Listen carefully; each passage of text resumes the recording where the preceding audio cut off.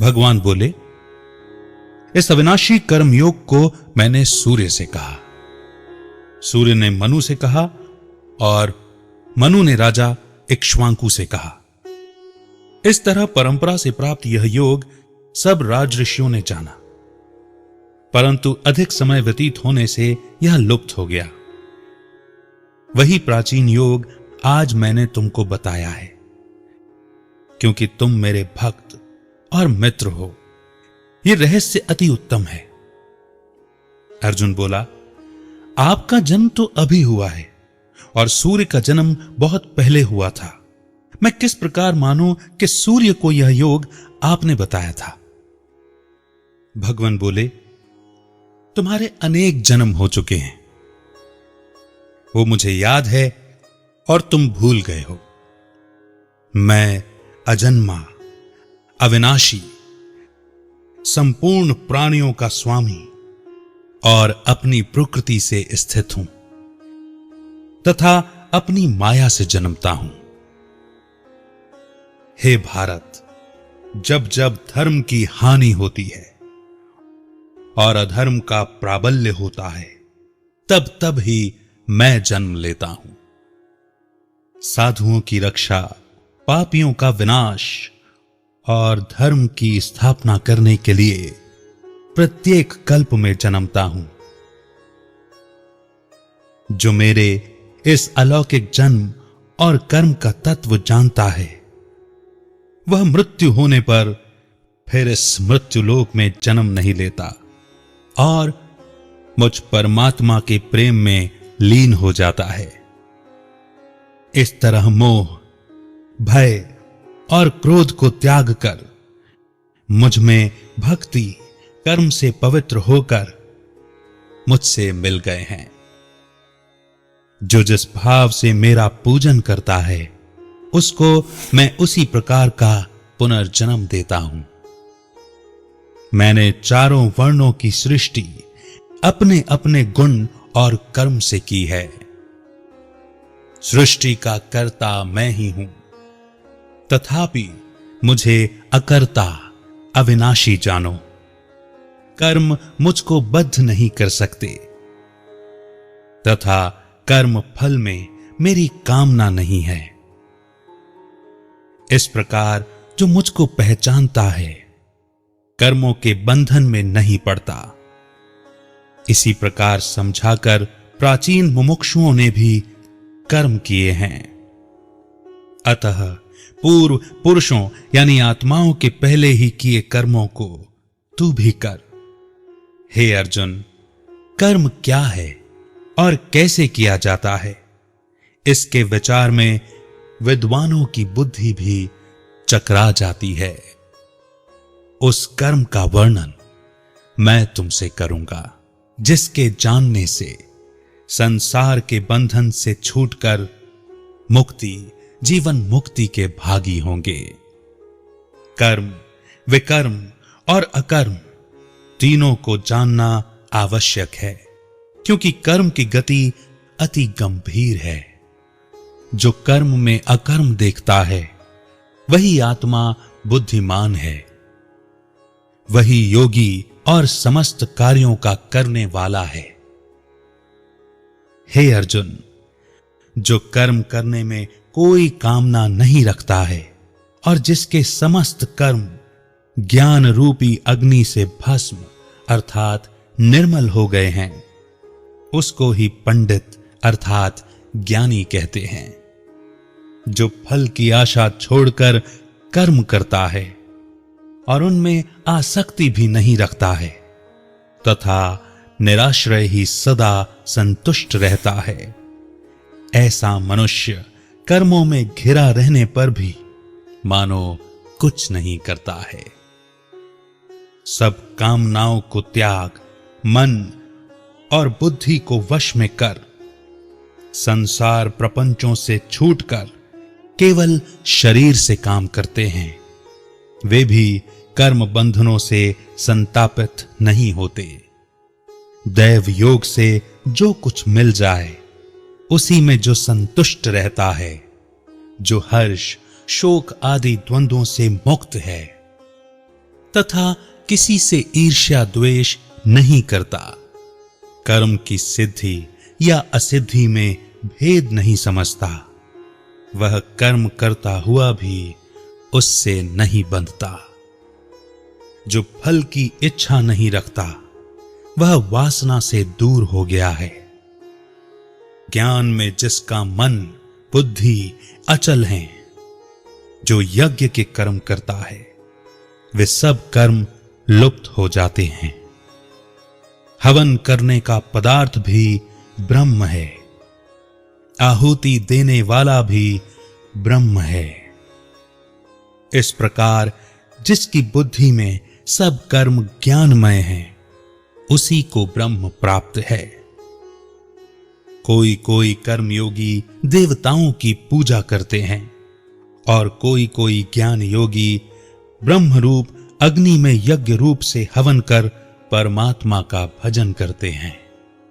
कोई ऐसे हैं जो कि अपनी इंद्रियों तथा सब कर्मों को संयम रूपी अग्नि में होम देते हैं, और कोई कोई इंद्रियों रूपी अग्नि में इंद्रियों के रूप, शब्द आदि विषयों को होम देते हैं। होम अर्थात आहुति। कितने ही लोग इंद्रियों के सब कर्मों को और प्राणों के कर्मों को आत्मज्ञान से प्रज्वलित आत्मा की संयम रूपी अग्नि में होम देते हैं।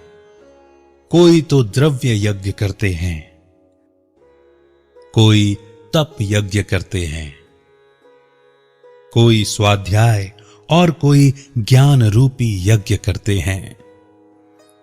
कोई प्राणायाम में तत्पर रहने वाले योगी प्राण वायु और अपान वायु का लय करते हैं। कोई आहार को निरंतर कम करते हुए प्राणों को होमते हैं। वे सब यज्ञ वेत्ता हैं और यज्ञ से ही इनके सब पाप नाश हो जाते हैं। जो यज्ञ में बचे हुए अमृत रूप अन्न को खाते हैं, वे सनातन ब्रह्म को प्राप्त होते हैं। हे अर्जुन, जो यज्ञ नहीं करते, उन्हें लोक परलोक दोनों ही नहीं मिलते। हे पार्थ, फल सहित सब कर्म ज्ञान में ही समाप्त हो जाते हैं। उसी ज्ञान यज्ञ के तत्वदर्शी और ज्ञानी लोग तुमको उपदेश करेंगे। इसीलिए तुम उनकी सेवा करना और विनय पूर्वक प्रश्न करके ज्ञान यज्ञ जानना। इस ज्ञान का लाभ प्राप्त करके तुमको ऐसा मोह फिर नहीं होगा। इसी ज्ञान से समस्त प्राणियों को तुम अपने में और मुझ में भी देखोगे। यदि सब प्राणियों से भी अधिक पाप करने वाले हों, तो भी ज्ञान रूपी नौका से ही सब पाप रूपी समुद्र को पार कर जाओगे।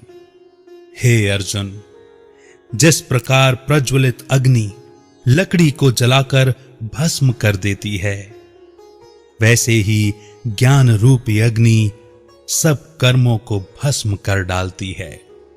इस लोक में ज्ञान के समान पवित्र और कुछ भी नहीं है। यह ब्रह्म ज्ञान बहुत काल पर्यंत कर्म योग से सिद्ध हुए मनुष्यों को स्वयं ही प्राप्त होता है। जो श्रद्धावान मनुष्य इंद्रियों को जीतकर ब्रह्म ज्ञान में लगा रहता है, वह ज्ञान को पाकर अल्प समय में शांति को पा जाता है। अज्ञानी, श्रद्धा रहित और जिनके मन में संदेह है, ऐसे जो मनुष्य हैं, वह नरक को जाते हैं। जिनके मन में सदा संदेह रहता है, उनको ये लोक परलोक और सुख कुछ भी प्राप्त नहीं होता।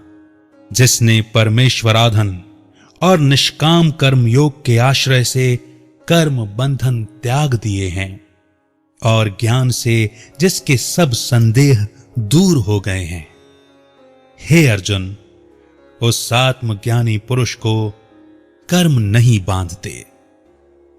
अतः हे अर्जुन, अज्ञान से उत्पन्न हुए चित्त के इस संशय को ज्ञान रूपी तलवार से काटकर तुम मेरे बताए कर्मयोग को करने के लिए प्रस्तुत हो जाओ।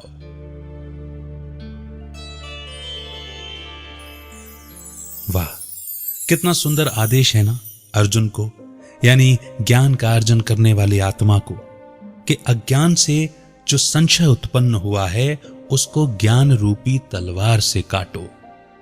संशय को काटना है ज्ञान की तलवार से, शायद किसी और को नहीं। कितने सूक्ष्म रहस्य इस अध्याय में समाये हुए हैं। कितनी सुंदर रीति भगवान बता रहे हैं कि ये जो प्राचीन राजयोग है ये स्वयं परमात्मा ही सिखाते हैं। अर्जुन के अनेक जन्म हुए हैं जिनको वो भूल चुका है, पर परमात्मा को पता है जब जब धर्म की ग्लानि या हानि होती है, अधर्म बढ़ जाते हैं, तब तब अपने संतों भक्तों की रक्षा के लिए और एक सत्य धर्म की स्थापना के लिए प्रत्येक कल्प में परमात्मा जन्मते हैं। वे कहते हैं कि मेरा जन्म अलौकिक है, यानी इस लोक में जिस तरह से आत्माएं, मनुष्य आत्माएं या जीव जन्म लेते हैं वैसा जन्म परमात्मा नहीं लेते, यानी उनके जन्म में कुछ दिव्यता है। तभी तो कहते हैं ना, परमात्मा जन्म और मृत्यु से परे है। जन्मते भी हैं परंतु उनका जन्म इस लौकिक विधि से नहीं होता। फिर वे कहते हैं कि कर्म अकर्म विकर्म की गति ऐसी है कि विद्वान भी चकरा जाते हैं। वह अति गुह्य और अति गंभीर है जिसको परमात्मा ही स्पष्ट कर सकते हैं। कई प्रकार के भक्त होते हैं, कई प्रकार के योगी होते हैं। कोई हठ योग करते, कोई भक्ति योग करते, और यज्ञ यानी परमात्मा जो ज्ञान और योग की अग्नि का हवन या यज्ञ रचते हैं उसमें अपनी कमी, कमजोरियां, बुराइयों को स्वाहा करने वाले ही कर्म बंधन में नहीं फंसते, भले ही वो कितने भी कर्मों से घिरे हुए हों। और जो इस ज्ञान को लेकर के संदेह में रहते हैं वे अज्ञानी कहलाते हैं, और जिन्हें संदेह हो जाता है उन्हें न तो लोक में सुख मिलता न परलोक में सुख मिलता। इसीलिए वे कहते हैं कि ज्ञान रूपी तलवार से अपने चित्त, मन, बुद्धि में आए हुए संशयों को काट दो।